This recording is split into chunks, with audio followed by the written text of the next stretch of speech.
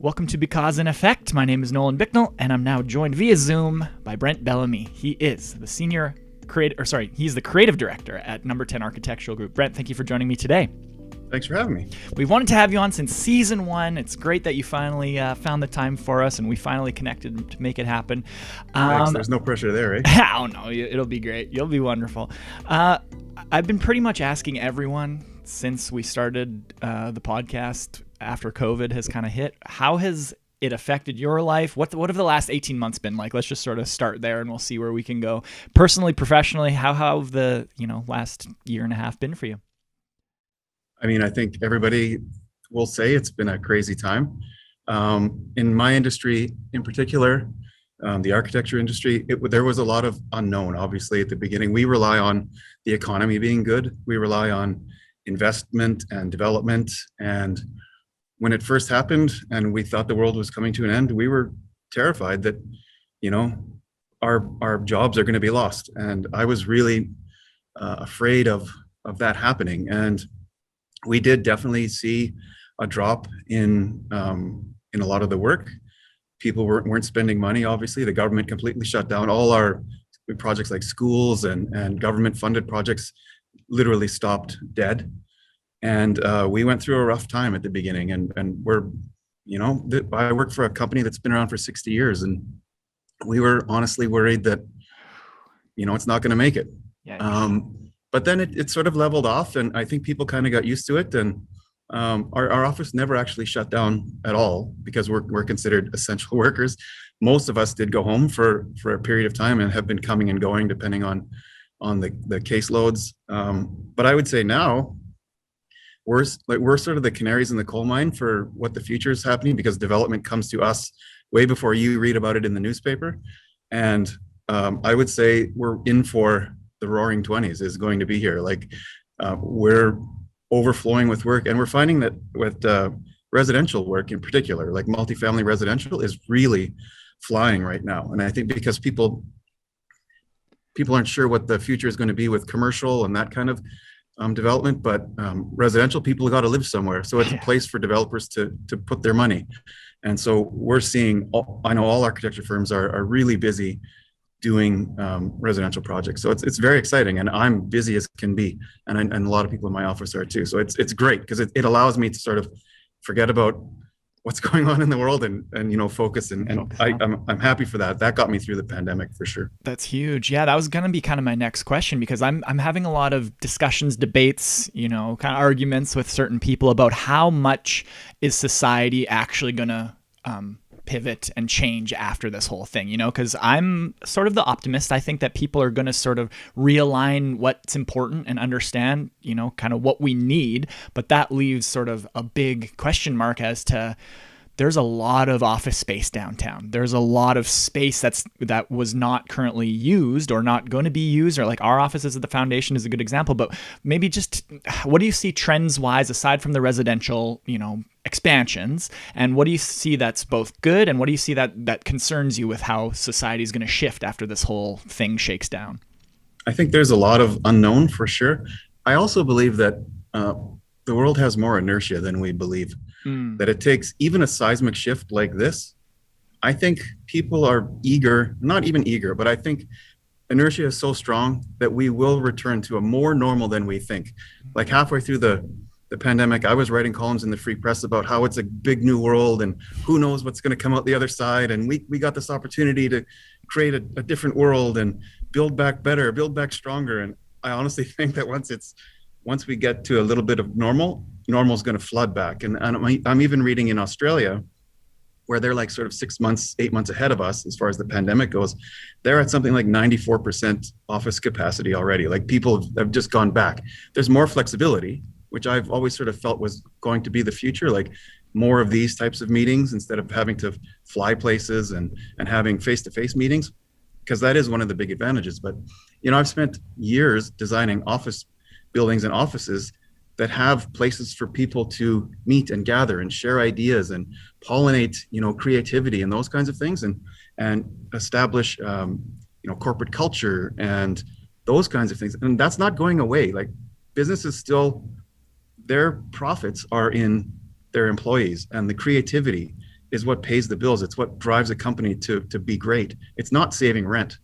So I think there's going to be some shift in sort of the day to day. We won't look at working from home as sure, you're at the cottage, it happens to be a Friday. I think people will understand working from home can happen, and there will be more flexibility. But I feel like there will be less shift than we think. But that being said, even one day a week, people staying home is 20% fewer people coming downtown.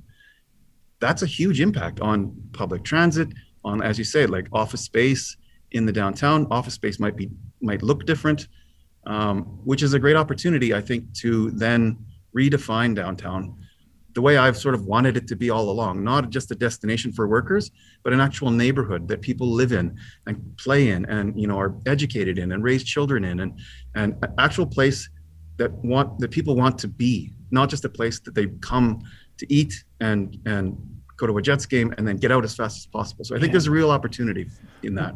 What is the biggest barrier from allowing people to have this full 360-degree life in one area? Like, people want to live where their schools are. People want to live close to work at least. But why is there this monumental shift where we just blast 100,000 people down from 9 to 5 and then everyone kind of backs out? Like, where did that mindset come from, and how do we kind of shift away from it? What's the biggest hurdle to shift away from that mindset? It's decades and decades old. Like, it happened in the 50s, really. I hate to be anti-car guy, but cars were the reason we started building further and further out. We started, creating the donut of a city, which happened all across North America. The center evacuated and the outsides populated. And I do believe that's changing. It's changing in cities all across the world in North America. It's happening less here because, I always joke that the world will end, and 10 years later we'll notice it in Winnipeg, because we're sort of that way. We're very cautious and slow to adapt. But I think if you look at other cities, they're starting to want that urban feel. They want, more connected neighborhoods. They want walkability. They want public transit. They're understanding what it costs to own a car. They just want that connected lifestyle. And I think that will come here. And we're starting to see it. Neighborhoods like Osborne Village are blossoming right now. Corridon area, the inner city areas are starting to grow. And I think the downtown is really the next piece of that puzzle. Yeah, very well said. So you're a great follow on Twitter for those of our listeners that have a Twitter account, Brent_Bellamy on Twitter. But it's a mixture of lighthearted and informative stuff, but a lot of like really cool educational stuff. Maybe what is your approach to Twitter, and what is the response that you've gained in the last, 5 years or so from people sort of having these conversations? Do you feel like the conversations are, productive and useful, or is it more just kind of like throwing your ideas against a wall sometimes? Or what's that experience like for you? Yeah, I love the dialogue on Twitter. When I first started Twitter, I was one of those. I never had a Facebook account. I was totally against social media and just this like going into that void. But when I started writing in the Free Press, I saw it as an opportunity to sort of further the dialogue, to take what I was writing and actually put it out there and see what the reaction was, and get opinions for and against. And I've learned so much from Twitter. And honestly, it's been the greatest education tool outside of my university degrees, for sure, because it allows me to put an idea out there and see what people think. I live in a bubble. Like, I have friends who are like-minded. And so if you're talking always to the same people, you think your opinions could be the only opinions. And so you throw something out on Twitter, you learn pretty quickly that your opinion is maybe even wrong, because you're being told by people are telling you who have expertise, this and this and this. And the beauty of it is it's global. It's not just Winnipeg. Right. So it's easy to get sucked into the Winnipeg. This is how things are done in Winnipeg. And I love to talk more about what's happening in other cities. And, Winnipeg could do that. You always get oh, well, Winnipeg isn't Copenhagen, or Winnipeg isn't whatever. But the lessons that they have to teach us are applicable. Maybe we translate it into the Winnipeg context, but Twitter and social media really allows us to have a dialogue across the entire world. I sent a tweet out on Friday. I went and measured the temperature when it was so hot. I went to Canadian Tire and bought a steak thermometer, and I just wanted to see what the difference in temperature was on the street.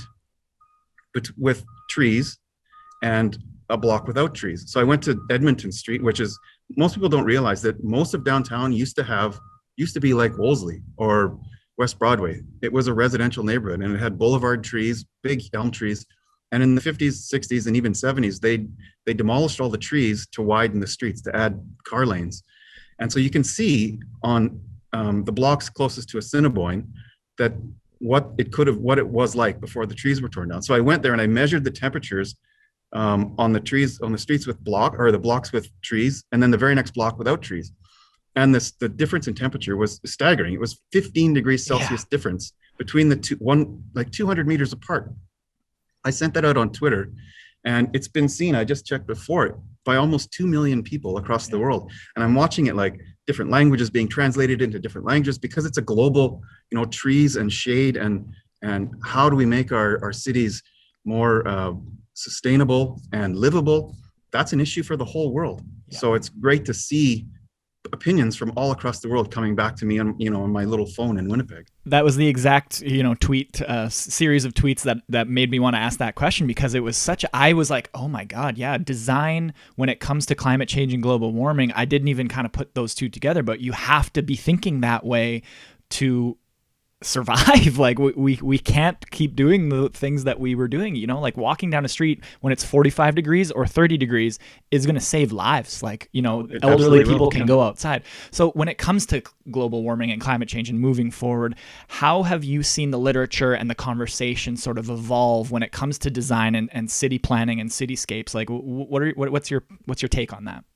It's fascinating, actually. I had a really interesting week last week, and it was part of the reason I went to measure the temperatures, because I was working on a project, a top secret project, but a great project, that is applying for federal funding, green building funding. It's through the Department of Infrastructure, and it's a grant program for green buildings. Done that often. It's usually about how much energy you're saving, what are your greenhouse gas emissions, those kinds of, how much insulation do you have? It's sort of those kind of, are you going to have solar panels? All those questions. And this program had that. That was the first half. The second half was about building resilience. And basically the question is, how will your project survive in the future? How will it survive what's coming? It wasn't, and it shocked me, because it wasn't, the government has always been, how do we avoid? How do we mitigate? How do we, avoid this thing? Suddenly the language in this document, and this is a major national program, is asking, how do we deal with what's coming and what's here?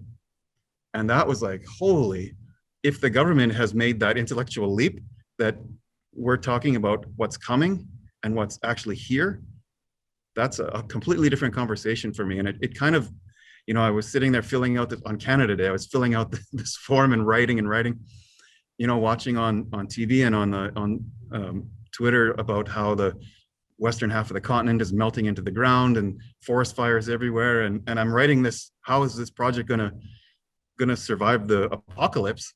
It was a pretty shocking few days, and it was humbling, and it put me in my place to really start thinking, like, it's not just about avoiding anymore. And climate change was always this scientific idea that, do you believe in climate change? Was always like, believe in, it's like, do you believe in, physics? Do you believe in science? Do you believe in snow? Exactly. Like, it's not about believing anymore. And then to face this, to be asked the question, how are you going to actually live through it? And having to research all the projections, it was a humbling experience. I've been thinking about that a lot in regards to sort of, I don't know how old you are. You look about, mid-30s, 40-ish. I'll take that. But we're the ones that are going to have to be the ones making the decisions, leading the projects, ushering the next generation in. Has it weighed on you at all that it's not up to anyone else anymore? Like, we're not waiting to be told what to do anymore. We have to be the ones that are going to, like, our generation is going to be after ones that step up and tell, hey, this is how it has to be now. And in your industry, do you find any resistance to that, or what's that process been like, of being like, we have to be the ones that sort of teach maybe both generations coming up after us and the one that came before us, like what's necessary to survive, you know? Yeah. My only hope is that I do see the younger generations caring, and they're growing up with it just not being a new idea. It's just part of their Right. schooling. It's part of it's like, growing up on a computer, and it's just natural to them.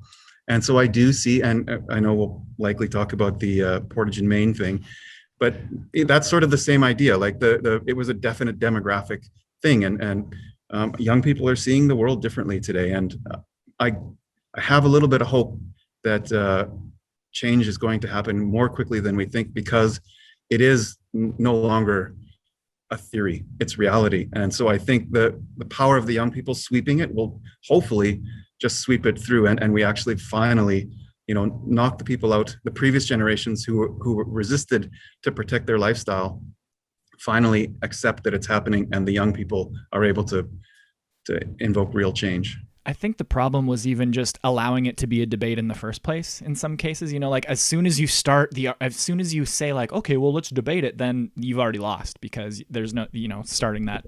But you did bring up Portage in Maine, so maybe let's take me back to that era. What was it like? Because you were one of the leading voices I remember seeing on Twitter all the time, and you were, and like full disclosure, I was on the vote open. Like it would have been so cool. Just maybe take me back, and for people who are outside of Winnipeg listening, take me back and give me the context of the situation, and maybe as a follow-up question, how do you think the vote would go now if it was, tomorrow? It was an amazing time. I mean, the mayor was elected on a platform that he would open Portage in Maine, and it's been a discussion since it closed, really, and it closed in the 80s. So it's been 40 years of that way. And so the main intersection in the city is completely closed off to pedestrians. You can't cross. It has concrete crash barriers to keep people from getting killed, if there were people on the sidewalk, from getting killed by the high speed 8 lanes of traffic in every direction. And so it's really designed as a freeway interchange in the heart of our city. And it was the iconic, if you go to the Museum of Civilization in Hull, or I'm not sure what they call Hull anymore, in Ottawa, there's a huge display section about 20th century cities, and the photo that's as big as a wall that is the model for a 20th century cities is Portage in Maine in about the 1940s or so. It was the model. It was the iconic intersection of the city. And in the 80s, we were down on our luck. Economy was bad, and a developer from Toronto wanted to build a tower and a indoor shopping mall, and said that they would do it if they closed the intersection to pedestrians and drove pedestrian traffic down into the shopping center. So that's what it was. It wasn't about, during the debate, I heard all about it was closed because people were getting killed there all the time, and it was too windy, and all these sort of myths that had grown for the previous 40 years. It sort of became this urban legend of like almost climbing Everest. There was this weird sort of place that was totally different from 100 meters over, 1 block over you can walk. So it just became this mythological place. So the mayor was elected to open it, but then started to see in the second election, in his second term, started to see that there were a lot of people, new candidates, using it as a way to really define yourself. Because it wasn't really about the intersection. It was about, this is what I stand for as a person. You could easily say, I stand for closing or keeping Portage in Maine closed. And that meant you connect to sort of middle-class conservative voters in the suburbs. It really was sort of what you were saying you were. It was a way to identify yourself quickly. And so that's what we were up against. And so the mayor called a plebiscite instead of just doing it, which then made it a vote. And so when you're voting on a specific question like that, there was no chance. I honestly think if you were voting on, should we give everybody in Winnipeg $1,000, I still think it would barely pass because people would find reasons to not do that. And so I became part of a group, the Vote Open group. It was just a group of people who were trying to do their best to get the word out. And we spent 6 months we had pamphlets. I went to farmers markets and festivals and all those things and tried to get the word out. And we had all kinds of debates on the radio. But we were up against, like, there were counselors actually campaigning against it, openly campaigning against it. But any counselor or potential counselor that was campaigning for it was immediately called trying to influence an independent plebiscite. So they just wouldn't do it. There was no vehicle for us to get the word out other than my Twitter account and, basically hope. And so I wasn't even allowed to write in the Free Press over that time because it was felt that I was too biased. Wow. So, I mean, we did our best, and honestly, it turned out even worse than it felt better than when we saw the vote. It was 2/3 to keep it closed, 1/3 to keep it or to open it. Yeah. But the next day it came out, the geographic location of the vote, which was a shocking thing.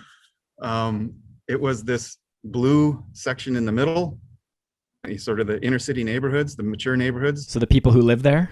The people who live there and interact with it voted yes. Everybody in the donut voted no. And I tweeted out the next day.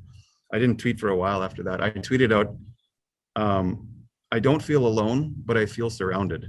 And that was like, it was sort of like this weird, and that's why I thought it was going to go better, because my world, You're right. that blue circle, was for it. And everybody I talked to was for it, but clearly the rest of the population wasn't. So it was a no-win situation, but yeah, it was tough. It did spawn a lot of very funny memes about, like, people in this donut do this and people in this donut do this. So, but like, I'm trying to be in the business of connecting people. So obviously people just want to be safe. They want to be healthy. They want their families to, they want all this. Everyone wants the same things.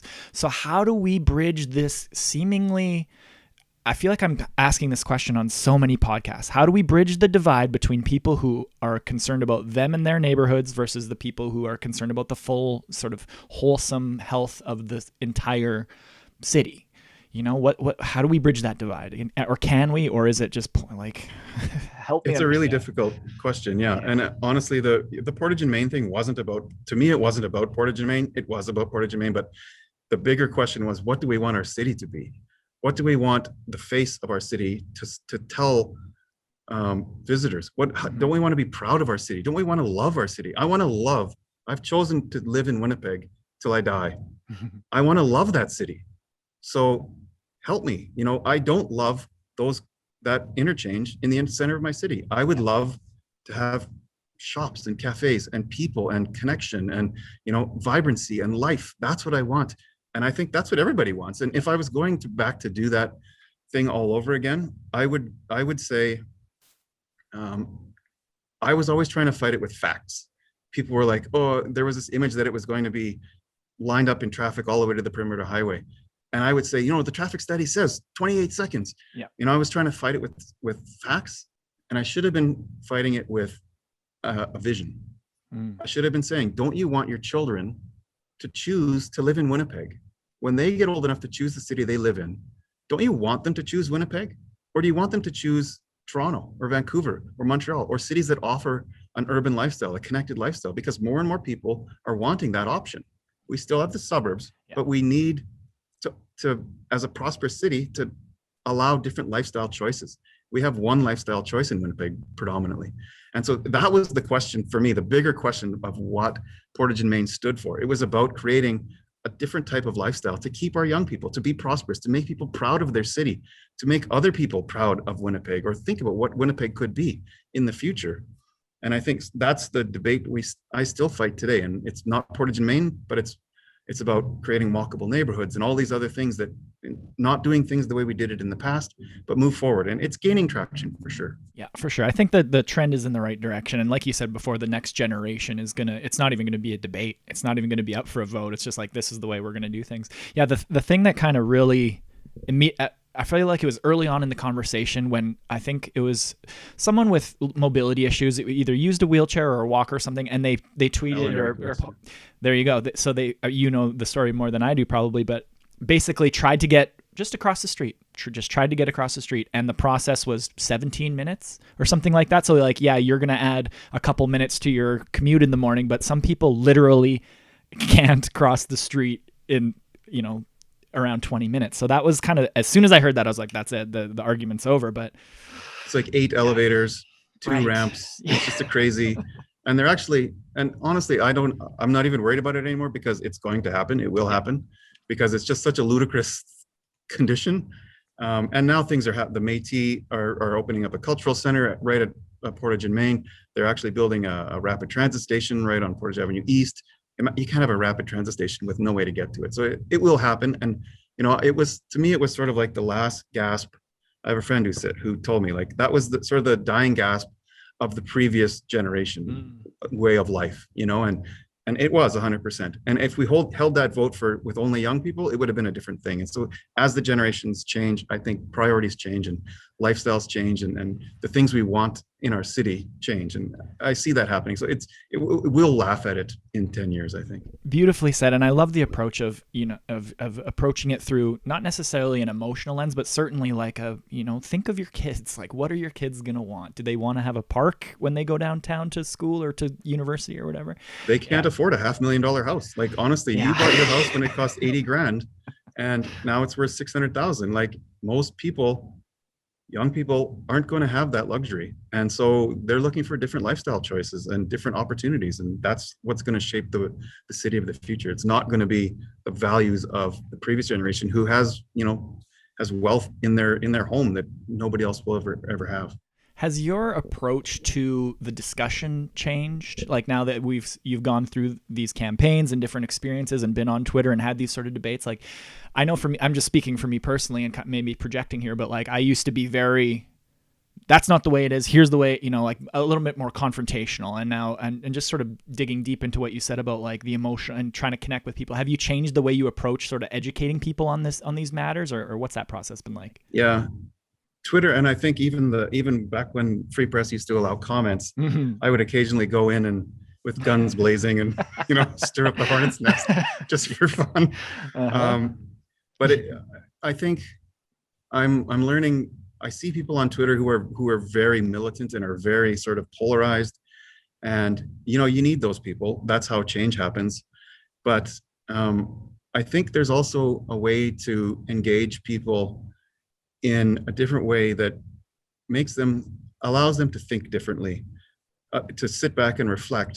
And I think I try to make that the approach now. Like, as I say, like, using where do you want your kids to grow up is a way, when I talk to a 65-year-old person who lives in the suburbs and owns their home and is dead set, would never go downtown or never go to the inner city, and they're impossible to, and I can't tell them, you're wrong.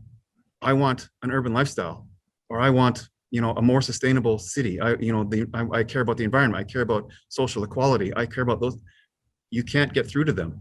But if you put it in their life, make them think about how it affects their life. Like, where do you want your children to live?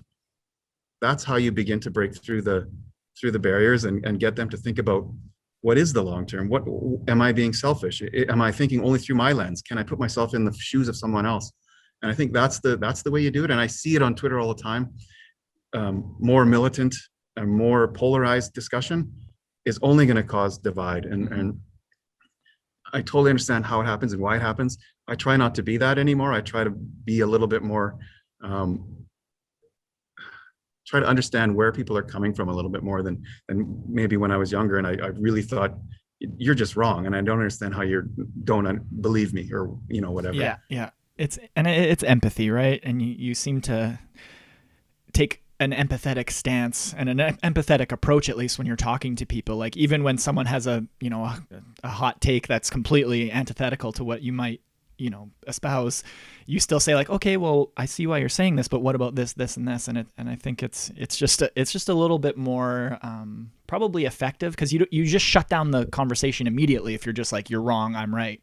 Whereas if you can say like, well, have you thought about this aspect, or this way and that way? But it's a crazy time to be. And even I'll just say, even with my writing in the Free Press, that sort of came from I work in private industry, and when I started writing, my bosses were terrified that I was going to say something wrong. Honestly, we have suburban developers all the time. We have, things that I advocate, not against, but when I talk about other ways of doing things, it can make the people that are paying for me to put food on my plate, it can be against sort of what their business is or what their thoughts are. And so I had to learn pretty quickly how to write in a way that was not saying you're wrong, but saying, have you thought about this? And so that's how I try to approach all my columns. I'm a little more, I think, aggressive maybe on social media, but when I write on the permanent record, I always try to make sure that I don't say we should. I try to never use the word should. I always try to frame the conversation in a have you thought about this way. Yeah, I think that's very effective. Yeah, no, well, thank you for sharing your thoughts on this podcast. I appreciate it. So are you generally optimistic about the way things are going when it comes to city design and walkable cities and all this stuff? Maybe not just for Winnipeg, but the way that sort of the whole world is starting to grow and evolve. Or are you neutral, optimistic, or pessimistic? What would you say? I think we face some of the biggest challenges in history, for sure.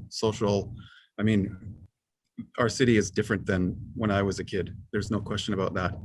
And we face some huge challenges. But I do think even this whole week, these last few weeks of opening the conversation about residential schools, I feel like these are conversations that just didn't happen 10 years ago. And city building and how we can build equitable cities and why we need to invest in transit, even though you'll never get on a bus, why it's important that we have a good transit system, why there should be bike lanes in the North End. And, all of these conversations I think are happening and never would have happened 10, 15 years ago. So I am optimistic. I think we have bigger challenges than we've ever had, but I am optimistic that the world is changing and I think the next generation is not a continuation. There's always been a continuation since World War II, really, of just sort of growing on the previous generation. I feel like the next generation is a hard shift to something new, and it's to do with climate change and our social, just the cost of living and quality of life that people are experiencing today is different than sort of that growth over the last 60 years. So yeah, I'm optimistic. I think there's really good things happening, and social media, for all its warts, I think opens conversation that never had an opportunity before. And the things that we're seeing today wouldn't be the same if we weren't able to connect to it immediately. And if we were only listening to the CBC News at 10 o'clock to get our information and then talking to your friend about it, that's a completely different dynamic than today when we get instant information and are able to process so many things. I think I think change is snowballing, and I am optimistic that the world is going to be a better place. Beautiful answer. Thank you for that. Well, at the end of our time together, we do a segment called Just Because, where it's 7 questions, all about the causes you care about and the effect that it's had on your lives. You okay to go through that with me? Let's do it. All right. Question 1, what is the very first cause you ever remember caring about? I was always a political person. I was really interested in federal politics, but as a kid, and I went door to door for my local candidate in high school and that kind of thing. But I will say that my advocacy, if I'm an advocate in any way, has sort of been a slow growing process. When I started writing in the Free Press, I was really writing about architecture. I'm an architect, and it came out of a committee I was on for the Manitoba Association of Architects, was a public affairs committee, to get the importance of architecture and the role of architecture in our society out to the world. And so I proposed that I would write in the Free Press, and it was specifically about buildings. And I remember a friend of mine at the time, he said, how many times can you write about the Hydro building? And he was right, because at the time, I've been writing for about 10 years. There wasn't a lot happening, but sort of as I wrote more, I've written almost 200 columns. As I wrote more and researched more and thought more about how buildings fit into a city, how people react to buildings, how cities affect people's lives, the quality of life, they're everything about how we react to our city is architecture and city building. And so really over the last 10 years, it's been this gradual increase to really becoming an advocate for all kinds of, equitable cities and sustainability. And so it wasn't like I was always a kid who was, leading the fight. it kind of came slowly, but it's changed my life, and it's been a great thing. Well, you really realize how fundamental design, people kind of think like, I'm sure in the past it's kind of been like, just let them do whatever and we'll figure it out after. But yet it has to be at the very base level of what you're planning something to, even like down the road when it comes to something as abstract as addiction or something, that's still going to be affected by how the cities are designed. And you have to be just this holistic approach. Yeah, that's very well said. Question 2, if money and politics and logistics were no issue at all and you could just snap your fingers and something would happen, what would you do in support of your current cause? I think it's pretty much without question the number one issue facing Canadian cities and our city in particular is the social and economic inequity.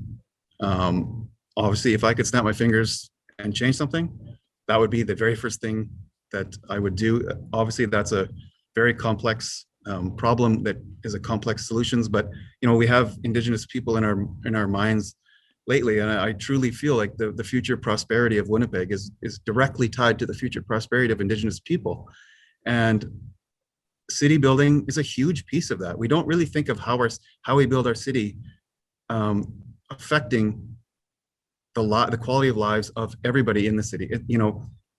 Mobility is such a huge issue. Investing in transit and active transportation, providing access to employment and education and recreation without having to own a $40,000 SUV. Mm-hmm. We have zoning that's exclusionary, that keeps our neighborhoods from being low density and not diverse, and not allowing kids access to good schools and to different social networks, and even building generational wealth is so critical in elevating people out of poverty. And we have zoning rules that keep people, the character of my neighborhood has to stay this way, and we can't have rentals, we can't have apartment buildings on a residential street. That's limiting access to all of those quality of life things that lift people out of their situation and provide access to something greater. And so city building is 100% connected to that issue. And I think we need to start looking at how we build our city, not through the lens of how fast we can drive across it, or traffic, or those kind of issues, or potholes, and start thinking about how do we build our city to make people's lives better, how to elevate people and to make it more socially equitable across the entire city. You got my vote. Have you ever considered, like, I don't know, man, that was a very well said, well crafted, well thought out response. This is not part of the Just Because segment, but have you ever considered running for any sort of political office or making that decision? I know the classic answer is I'm not decided at this time, but have you considered it or thought that might be a path you might someday walk down? I do love my job, but I do also need a pension. Great answer. Beautiful. Possibly, I always say, I get asked that question every once in a while, and I always say, though, like, if we look at the Portage and Maine results, 1/3, 2/3, might be an uphill battle to get elected. It has to be in the right place, that's for sure. Yeah, it's all about timing, definitely. Question 3, what's the biggest misunderstanding or biggest stigma about your cause? Yeah, I mentioned the Free Press comments before, and I used to occasionally wade in there and see what the comments are, and even on Twitter. And I think the thing that I hear the most is, Bellamy just wants everyone to live in a shoebox apartment in downtown, like that. That's what urbanism means to them, and that is absolutely not the case. Like, good urbanism, good city building, is about building diverse and equitable and dense residential neighborhoods, vibrant, walkable, connected to transit, connected with cycling and good schools and parks and quality of life. Those are the things that are important. And when I talk about density and infill, which is such a hot topic, I'm not talking about the density of New York or Hong Kong. Winnipeg, the mature neighborhoods of Winnipeg in the 1970s had 30% more people living in them than live there today. So to me, the good old days of the 1970s, which most people will, older people will say, that's all I want. If we could get back to being 30% more dense in the mature neighborhoods, we would be a completely transformed city. We would be more sustainable. We'd be more walkable. Transit would suddenly be an effective way to get around. To me, it's just getting back to that level of density. And so, yeah, I often hear that he just wants us to live in an apartment building. That is absolutely not the case. I want great neighborhoods. That's what I want. The strength of community cannot be debated, right? Like if you have a strong community, it takes a village, right? So, question 4. This is a new one. What is a recent victory in your life, either personally or professionally, that you're proud of achieving? Yeah. People often forget that I'm actually an architect, 50 hours a week, that the whole writing, and that's just a hobby. And architecture is tough because buildings take a long time to happen. It's not like you're a furniture designer or, a graphic designer. It can take years and years and years. And I went through a stretch where I had nothing built. Nothing that I was designing was getting built. Projects were dying. The last project that I had built was the Qualico Family Center in Assiniboine Park, which was like almost 10 years ago. And over the last year, I've had a couple of really great projects finally get built, and the Richardson Innovation Center in the Exchange District and West Broadway Commons is an affordable housing project on Broadway that both had incredible clients. Both were just, one, West Broadway Commons, it saved a church, and it's affordable housing, and it's like doing such great things for that neighborhood. It's why I went to school, was to work on projects like that and with incredible clients. And I'm finally getting to put all this loudmouth stuff that I talk about all the time into practice and building a better city. And with I was mentioning the amount of residential development happening, I'm super busy and getting an opportunity now to change neighborhoods physically, not just through advocacy, but actually being able to have something that came out of my imagination built. And there's nothing, I love being an architect, and there's nothing greater than seeing something that came from your imagination actually have people interact and live in and work in, and it's a phenomenal thing. So beautiful. I've been lucky the last year. Yeah. That awesome. I love it. Question 5. What's the best piece of advice that you've ever been given? There's all kinds of advice in life, and there's 2 that I would say. And they're related, but many years apart. My dad, who passed away a few years ago, I always admired him for his sort of large outlook on life. Like he nothing really got him worked up, and he had a really good perspective on just life in general. And he said to me one time when I was young, he said, people don't think about you as much as you think people think about you. And he was totally right. You get wrapped up in this, I can't look stupid, I can't make a mistake, I can't put myself out there because I'm afraid of what people will think of me. People don't care about you. They care about themselves. They're worried about how they look.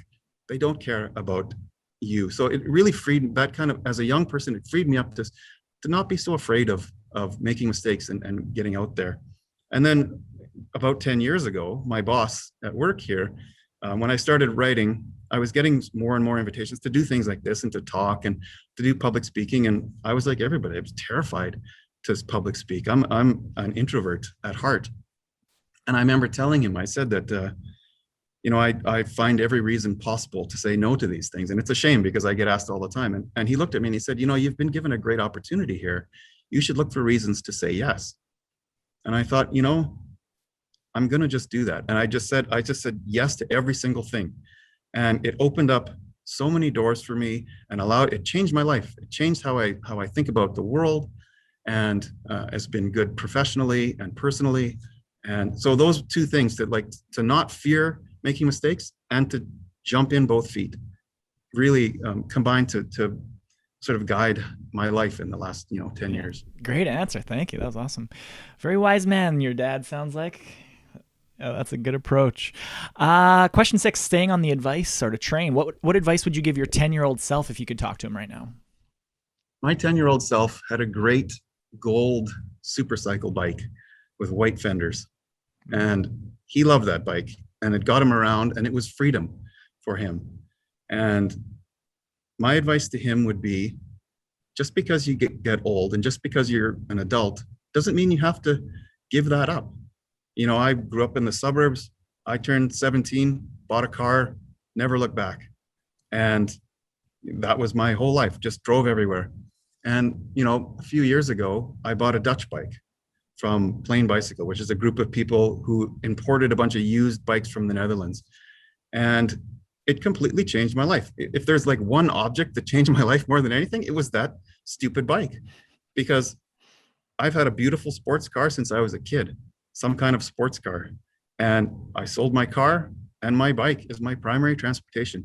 And I don't do it because it saves me lots of money or because it's environmentally sustainable. It is those things. I do it because it makes me feel so good. It makes me feel like that 10-year-old kid. And I'm a bit of a evangelist about it, like a born again, because it's like I'm that 10-year-old kid who loves riding his bike everywhere. And I literally everywhere across the city. It's my primary and I hate cold weather. I hate hot weather. I'm a sissy, like I'm a softie. So anybody can do it. And so I try to tell people, like, just try riding your bike places, and it will change how you feel about it changes how I see the world, how you experience the things around you, and just makes you feel better. So I would tell my 10-year-old self to not stop riding your bike, because it can change who you are. Beautiful answer again. Thank you for that one as well. Geez, this is A plus podcast right now. This is incredible. Then the last question is usually the hardest one for people, but what do you want to be remembered for? You've got 200 articles down now. I'm assuming you're going to write more, but when people look back at your career and your messaging, what do you hope they glean from that? Yeah, I mean, I definitely don't think I'm anybody that needs to be remembered in any way, but I hope when people think about me that they think that I'm just a normal guy who volunteers his time to spark a discussion and to present sort of new ways of thinking about how we're building our city and the kind of life that we're building for not just us, but for the next generations, and to think about the future and stop thinking about what's been done in the past and continuing that road. And hopefully, if people think that I was able to change a mind here and there, or to spark conversation that was deeper than maybe was initially thought by presenting new ideas, to me, that's sort of I'll be happy if I'm remembered for that. If I changed someone's mind somewhere or made them think differently about something that maybe they hadn't thought about, that's what I want. I would like to be remembered that way. Beautiful. As always, great answer. Thank you, Brent. It's been a wonderful conversation. It's been great to get to know you. Thank you for everything you do for the city. Keep on fighting that good fight. Is there anything else you'd like to say, or I mean, your Twitter account is something we can promote, but anything else coming up that you I guess I'll give you the last word. Anything else you want to say to our listeners? Yeah, thanks very much. I really appreciate it. And, I do have optimism for Winnipeg. And I think coming out of COVID, I was really down about it. Downtown was a scary place, like empty